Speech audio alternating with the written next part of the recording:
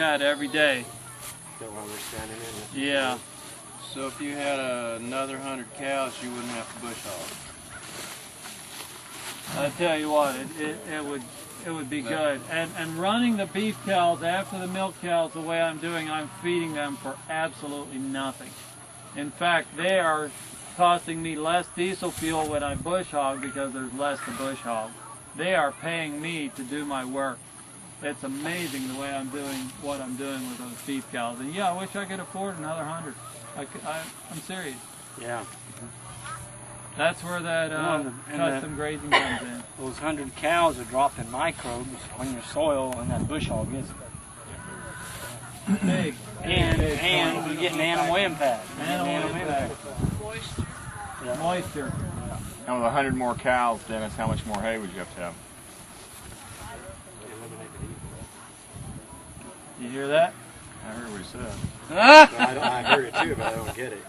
Well, you eliminate the need for it because you're improving your soil so much that your winter rye growth would be tremendous. Literally in 1 or 2 years. I mean, the winter rye growth we got the first year we came here, we got here February 1st, and we did put it in the nest box. We didn't get much growth the first year. The second year was much improved, maybe double each year. Well, if I come here with all those cows, see, it goes back to what Ian said. This guy called Ian one time and he wasn't growing enough of grass, or he was in a drought time, and at the end of the day he asked Ian what he should do, and Ian said, get some cows. You'll never have grass until you have cows. See, so that's a little bit of a radical statement. I mean, you can't put cows out on a sand hill like in some parts of Florida. There's just hills of sand, there's nothing, you know, but it's true. And it's true that cows will irrigate for you. Cow drinks 10 to 15 gallons a day. How many of you read his book? It's in the book. What does she do with that 10 to 15 gallons? Puts it back in the ground. She pees on your land. You don't need an irrigator. Let her walk to the water trough. To your water trough. We have another one at the end, and let her come out here and see it on the ground. You don't need irrigation. I'm going to plant trees that keeps this sun from baking my soil. You know, I have an option. This is completely cleared, no trees. I could put a pivot in the middle and be $50,000. And my brother Roman said, oh, I'd do that tomorrow. You could grow rye like crazy, and you could grow grass any amount you want. Sure, with fertilizer you could.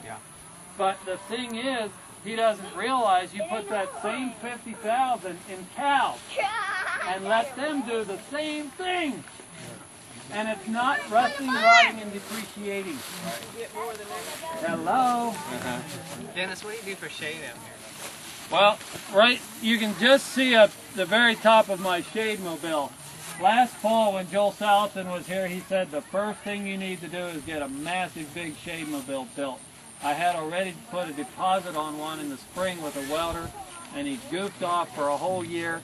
I got it out this spring, and it's amazing. You can see exactly where that thing was moved a little bit every day, and just massive poop around where it was. It's just great. I love it.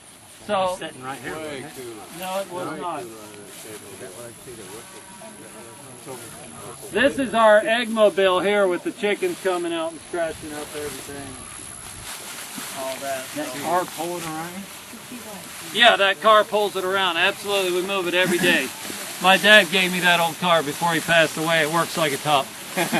How far do you move it each day? 300 feet, 400 feet.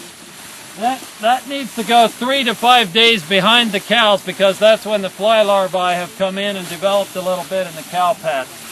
Then the chickens will really get rid of your cow pats. Look at this. Instead of a repugnancy zone, when the cows come around in 50, 60 days, you'll have massive green growth, big circles of green.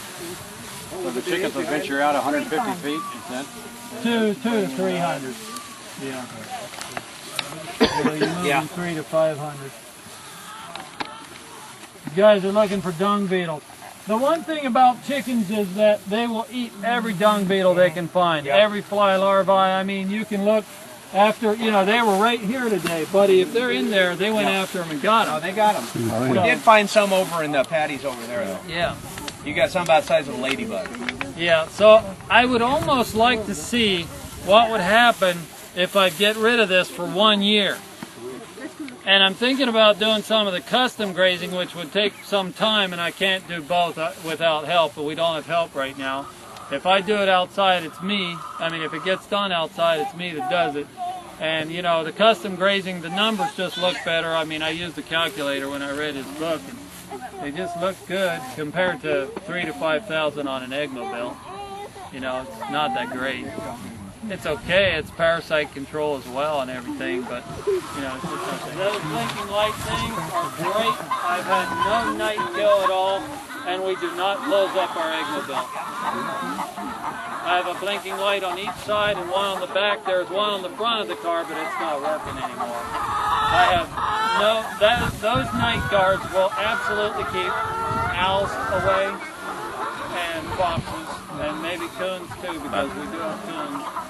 They work, and they're solar powered. You just mount them and forget them. You don't ever do anything to them. So you don't lock up at nighttime anymore?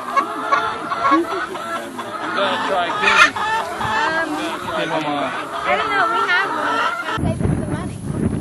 Probably not. I'm not making it. Come on.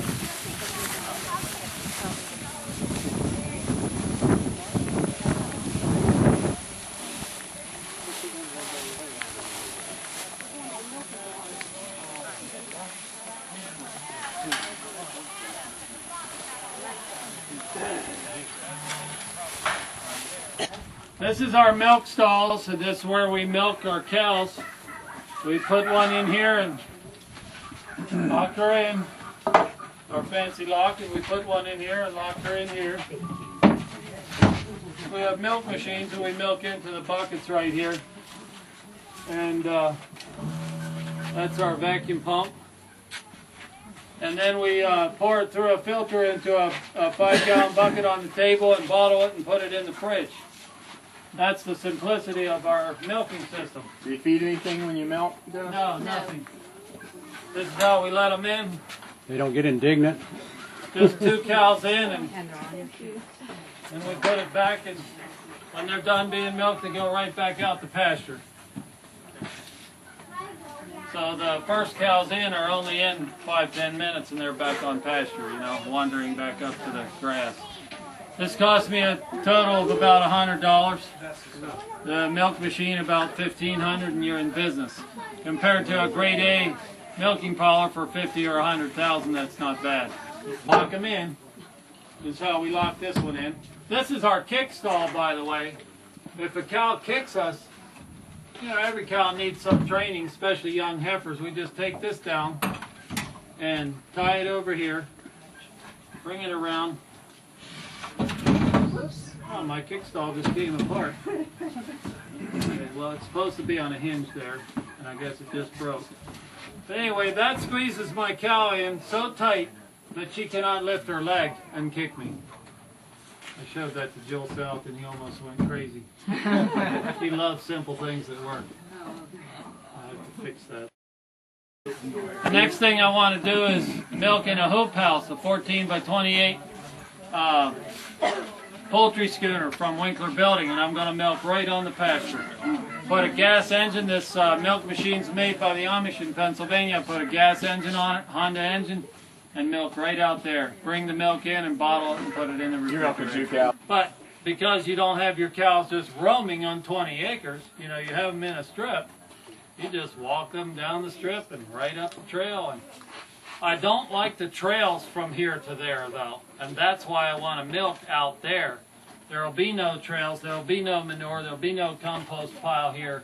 Everything will just be left in the pasture. It's really going to be, I think it's going to work, and we're going to make it work, but we have to work it out.